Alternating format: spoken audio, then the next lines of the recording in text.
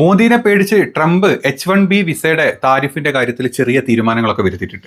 അതായത് ഇപ്പം H1B visa ഏറ്റവും കൂടുതൽ ഹോൾഡ് ചെയ്യുന്നത് അമേരിക്കയിൽ ഓൾറെഡി ഉള്ള ആളുകൾക്കാട്ടോ. അതായത് പുതിയ വിസ ആപ്ലിക്കേഷനേക്കാളും കൂടുതൽ ഇത് 50% മേലെ ഇപ്പോഴും ഇത് ഓൾറെഡി വിസയിലുള്ള ആളുകൾ റിന്യൂ ചെയ്യാൻ നിൽക്കുന്ന ആളുകളാണ്. അപ്പോൾ റിന്യൂ ചെയ്യുമ്പോൾ ഈ 1 lakh USD എന്ന് പറയുന്നത് വലിയൊരു ബുദ്ധിമുട്ട് തന്നെയാണ്. അങ്ങനെ അവിടെ ഉള്ള സ്റ്റുഡൻസും അതുപോലെ അവിടെ ഉള്ള ടെക്കീസും ഒക്കെ തിരിച്ചു വരണം എന്നാണല്ലോ നമ്മളെ ഒരു ഇപ്പം കറണ്ട് ന്യൂസ് അതാണ്. അപ്പൊ അതിൽ നിന്ന് മാറിയിട്ട് ഇന്നലെ ട്രംപ് വീണ്ടും അതിലൊരു തിരുത്ത് വരുത്തിയിട്ടുണ്ട്. അതായത് ഓൾറെഡി ഈ വിസ ഹോൾഡേഴ്സ് ആയിട്ടുള്ള ആളുകൾക്ക് ഇനി അത് റിന്യൂ ചെയ്യാൻ ഈ പറഞ്ഞ 1 lakh USD ആവശ്യമില്ല. പുതിയ അപ്ലിക്കേഷന് മാത്രമേ ഈ 1 lakh ഇത്ര വരുന്നുള്ളൂ എന്നുള്ള ന്യൂസാണ് ലേറ്റസ്റ്റ് ആയിട്ട് വന്നത്. അപ്പം ഈ ന്യൂസ് കണ്ടപ്പോൾ നമ്മുടെ നാട്ടിലെ പല സംഘി ചാനലുകളിലും ട്രംപ് മോദിനെ പേടിച്ചിട്ട് തകരാൻ പോവാണ്, ട്രംപ് അമേരിക്ക അത് പേടിച്ചിട്ട്, ഇന്ത്യയെ പേടിച്ചിട്ട്, മോദിയെ പേടിച്ചിട്ട് നമ്മുടെ ട്രംപ് ഇതിലൊക്കെ ചേഞ്ചസ് വരുത്തുന്നുണ്ടെന്നൊക്കെ പറഞ്ഞിട്ടുള്ള കൊട്ടിഘോഷിച്ച ന്യൂസുകളൊക്കെ ചില സൈഡിലൂടെ വന്നുകൊണ്ടിരിക്കുന്നുണ്ട്. അത് കണ്ട് ഇങ്ങനെ കുറച്ച് കഴിഞ്ഞതാണ്. ഇന്നിപ്പോൾ ഒരു 1-2 മണിക്കൂർ മുമ്പാണ് റിലയൻസ് റഷ്യയുടെ സൈഡിൽ നിന്ന് ഏറ്റവും കൂടുതൽ നമ്മൾ ക്രൂഡ് ഓയിൽ വാങ്ങിക്കുന്നത്. ഓൾമോസ്റ്റ് 40% നമ്മളാണ് വാങ്ങിക്കുന്നത് അല്ലേ.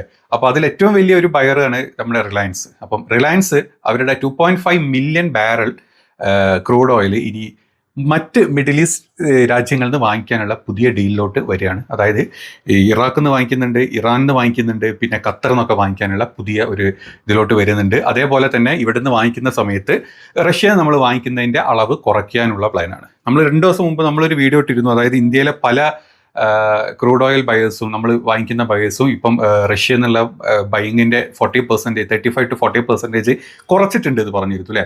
അപ്പം നിങ്ങൾ ആലോചിക്കേണ്ട ഒരു കാര്യം എന്താ വെച്ച് കഴിഞ്ഞാൽ, നമ്മൾ എന്തൊക്കെ പറഞ്ഞാലും ട്രംപിൻ്റെ താരിഫിനെ പേടിച്ചിട്ട് റഷ്യയിൽ നിന്ന് വാങ്ങിക്കുന്ന ക്രൂഡ് ഓയിൽ വാങ്ങിക്കുന്നത് ഇന്ത്യ പതുക്കെ കംപ്ലീറ്റ് സ്റ്റോപ്പ് ചെയ്യും. അത് നമ്മൾ സംഘികൾ, നിങ്ങൾ എന്തൊക്കെ വിശ്വഗുരുവിനെ നിങ്ങൾ പൊക്കി പറഞ്ഞാലും അല്ലെങ്കിൽ നിങ്ങളുടെ ഇതിന് വേണ്ടിയിട്ട് നിങ്ങൾ പറഞ്ഞു കഴിഞ്ഞാലും നമ്മുടെ വിശ്വഗുരുവിന് കാര്യം മനസ്സിലായിട്ടുണ്ട്.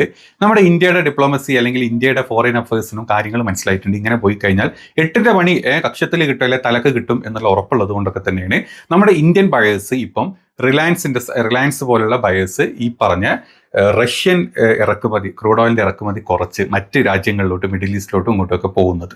അത് പേടിച്ചിട്ട് തന്നെയാണ്, അല്ലെങ്കിൽ നമ്മുടെ ഗവൺമെൻറ്റിൻ്റെ പ്രഷർ ഈ പറഞ്ഞ ബയേഴ്സിനൊക്കെ ഉള്ളത് കൊണ്ട് തന്നെയാണ് നമ്മളത് പതുക്കെ കുറച്ച് നമ്മൾ റഷ്യനെ വിട്ടിട്ട് നമ്മൾ അമേരിക്ക പറഞ്ഞ പോലെ തന്നെ അമേരിക്കയുടെ പരിധിയിലോട്ട് വരാനുള്ള എല്ലാ ചാൻസസുമാണ് ഇപ്പോൾ ഈ കണ്ടുകൊണ്ടിരിക്കുന്നത്. അപ്പം ഇങ്ങനെ ഒരു സംഭവം പിന്നിൽ നടക്കുന്നത് കൊണ്ടാണ് ഇപ്പുറത്തുനിന്ന് കുറച്ചെങ്കിലും ആയിട്ട് നമ്മുടെ ട്രംപ് ഇങ്ങനെ H1B വിസക്കുള്ള ഈ ഒരു റിലീസും ഇങ്ങനത്തെ കുറച്ച് കാര്യങ്ങൾ പതുക്കെ കുറച്ച് തരുന്നത്. കാരണം ഇപ്പുറത്ത് നമ്മൾ ട്രംപ് പറഞ്ഞ പോലെ കാര്യങ്ങൾ മുന്നോട്ട് പോവുകയാണ്. അല്ലെങ്കിൽ നമ്മൾ വിചാരിച്ച പോലെ നമ്മൾ ഡിപ്ലോമസി തലകുത്തി താഴെ വീഴുന്ന അവസ്ഥ എന്നുള്ള നമ്മൾ പറയാൻ, അല്ലെങ്കിൽ നമ്മുടെ രാജ്യത്തെ അല്ലെങ്കിൽ നമ്മുടെ നാട്ടിലെ ഈ തീവ്ര നാഷണലിസ്റ്റ് ആണെന്ന് പറയുന്ന മന്ദബുദ്ധികൾ, നമ്മുടെ നാട്ടിലെ സംഘി വാണങ്ങൾ അത് പറയുന്നില്ല എന്ന് മാത്രം പറഞ്ഞു കഴിഞ്ഞാൽ അവന്മാർ ഇതുവരെ ഇങ്ങനെ പൊക്കി പിടിച്ച് 56 ഇഞ്ചെല്ലാം കൂടെ ഓട്ട തുളഞ്ഞിട്ട് ഒരു 6 ഇഞ്ചായിട്ട് മാറുന്ന അവസ്ഥയിലോട്ടാണ് പോകുന്നത്. 56 ഇല്ല എന്നുള്ളത് എല്ലാവർക്കും കാര്യങ്ങൾ മനസ്സിലായി. ഇത് ഇങ്ങനെ പൊക്കി ഇങ്ങനെ കാണിച്ചത് മാത്രമാണ് നമ്മുടെ ഗോതി മീഡിയ 56. ശരിക്കും നോക്കിക്കഴിഞ്ഞാൽ 6 ഇഞ്ച് പോലും അതിന് വലിയ വലുപ്പമൊന്നുമില്ല. നമ്മുടെ മോദിജി മിണ്ടാനും പോകുന്നില്ല.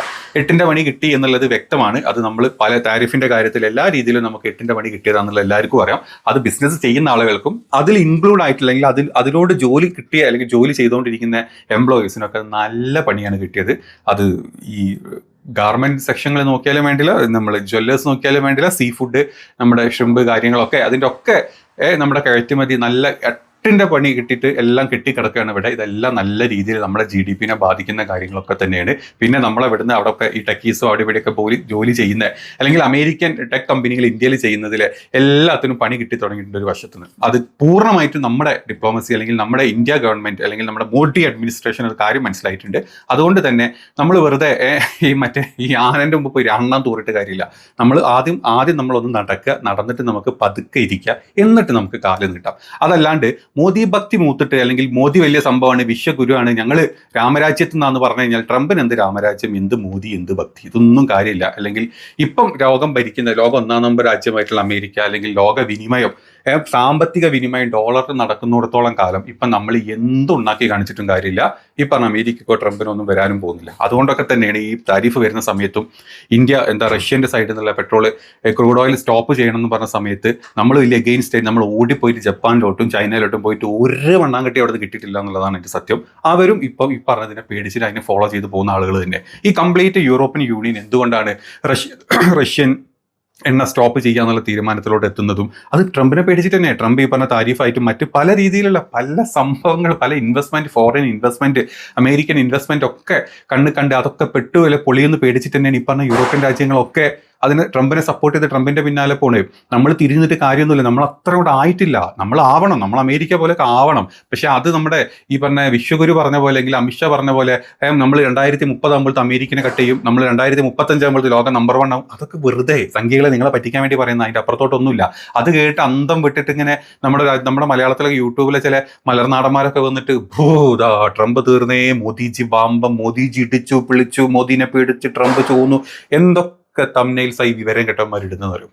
ABC പോലുള്ള ചാനലുകളൊക്കെ വന്നിരുന്നിട്ട് ഭയങ്കര നിരീക്ഷണങ്ങളാണ്. പക്ഷെ ഇപ്പുറത്ത് നടക്കുന്നത് നമ്മൾ ഈ പറഞ്ഞ ഇന്റർനാഷണൽ ന്യൂസുകളിലും നമ്മൾ എന്താണോ യഥാർത്ഥത്തിൽ നടക്കുന്നത് എന്നുള്ള ന്യൂസ് ഇപ്പുറത്ത് വന്ന് കാണും. നമ്മൾ ഇന്ത്യയിലെ ഗോദി മീഡിയ മാറി നമ്മൾ ഈ പറഞ്ഞ വേട്ടാവളിയന്മാരെ ന്യൂസൊക്കെ മാറ്റി പിടിച്ചിട്ട് യഥാർത്ഥത്തിൽ നടക്കുന്നത് എന്താണെന്ന് കാണെങ്കിൽ നമ്മൾ ഈ ഇന്റർനാഷണൽ ന്യൂസുകൾ കണ്ടു കഴിഞ്ഞാൽ മനസ്സിലാവും. അപ്പം റിലയൻസ് ഇത്രയും വലിയൊരു തീരുമാനം എടുത്ത്, അതായത് ഏറ്റവും കൂടുതൽ പൈസ കുറച്ച് കിട്ടുന്ന ക്രൂഡ് ഓയിൽ എവിടുന്ന റഷ്യയാണ്. അപ്പോൾ അവിടുന്ന് വാങ്ങുന്നത് കുറച്ചിട്ട് നമ്മൾ ഈ പറഞ്ഞ മിഡിൽ ഈസ്റ്റിലോട്ട് പോകുമ്പോൾ നമ്മൾ ഇനിയും ഇപ്പം കിട്ടുന്ന റഷ്യൻ്റെ അടുത്ത് കിട്ടുന്നേക്കാൾ ഓൾമോസ്റ്റ് 20% ഒക്കെ എക്സ്ട്രാ പൈസ നമ്മൾ ഇവിടെ കൊടുക്കണം മിഡിൽ ഈസ്റ്റിന് വാങ്ങിക്കണമെങ്കിൽ. ഈ പറഞ്ഞ ഇറാനിന്നും ഇറാഖിന്നും അതുപോലെ തന്നെ ഖത്തറിൽ നിന്നൊക്കെ വാങ്ങിക്കണം. അപ്പം നമ്മൾ അങ്ങോട്ട് നമ്മുടെ ബിസിനസ് ചെറുതായിട്ട് മാറ്റി തുടങ്ങിയിട്ട് ഇവിടുന്ന് കുറച്ച് തുടങ്ങുന്നുണ്ടെങ്കിൽ ഇത് 8ന്റെ പണിയാണ്.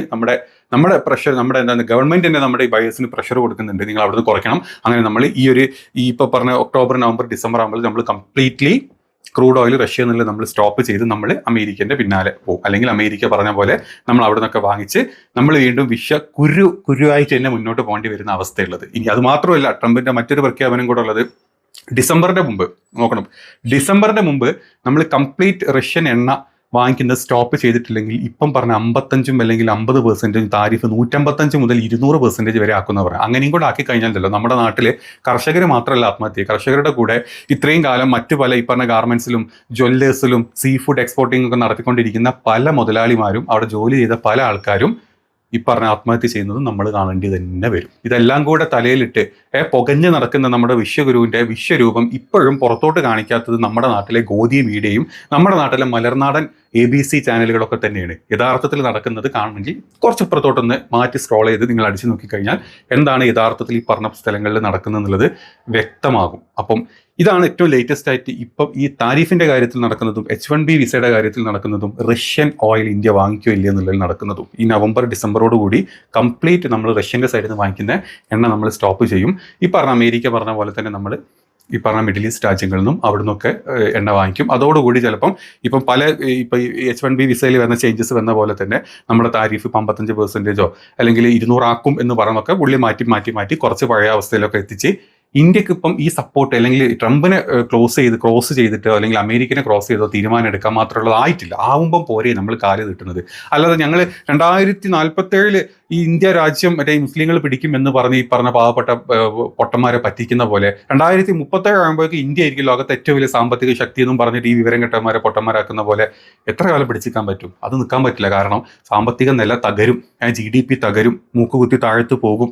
ഭക്ഷ്യസാധനങ്ങളുടെ എല്ലാ സാധനങ്ങളുടെയും ഇന്ത്യയിലെ സാധനങ്ങളുടെ വില കൂടും, ബാങ്ക് പലിശ കൂടും. GDP 8 ലക്ഷം GDP പിരിച്ച് 8 ലക്ഷം കോടി പിരിച്ച് പിഴിഞ്ഞെടുത്തവന്മാർക്ക് ഇപ്പുറത്ത് 2 ലക്ഷത്തിന്റെ ഓഫർ കൊടുത്ത് നമ്മൾ വീണ്ടും മോദിജിക്ക് മുംകിൻഹേ എന്നും പറഞ്ഞ് പാട്ടിട്ടിട്ട് കാര്യമില്ല. യഥാർത്ഥത്തിൽ നടന്നത് ഈ പാവപ്പെട്ടവന്മാർക്ക് അറിയാം. ഞാൻ എന്നും പറയുന്ന പോലെ തന്നെ ഈ പാവസംഖ്യകൾ ചെറ്റക്കുടിലിൽ ജനിച്ച്, ചെറ്റക്കുടിലിൽ ജീവിച്ച്, ചെറ്റക്കുടിലിൽ മരിച്ച്, അവരെ മക്കൾ ഇതുപോലെ ആ കുടിലിൽ ജനിച്ച് ജീവിപ്പിച്ച് മരിക്കും. അന്നും മോദി സ്തുതി അല്ലെങ്കിൽ BJP RSS സംഘപരിവാര സ്തുതി പാടി നടക്കും. യഥാർത്ഥത്തിൽ നടക്കുന്ന രാജ്യത്തെ ഒരു സംഭവം ഒരു ഇവന്മാർക്ക് അറിയുണ്ടാവില്ല. ഒന്ന് നമ്മുടെ എന്താ പറയുക, ജീവിതം നന്നാക്കുക, നല്ലൊരു ജോലി കിട്ടുക, നല്ലൊരു സ്ഥലത്ത് പോവുക, വേറെ സ്ഥലത്ത് പോയി ജോലി ചെയ്തിട്ട് കുടുംബം പോറ്റുക, അല്ലെങ്കിൽ നാട്ടിൽ തന്നെ ഒരു ബിസിനസ് തുടങ്ങുക, ഇതൊന്നും ഈ അന്ധഭക്തർക്കില്ല.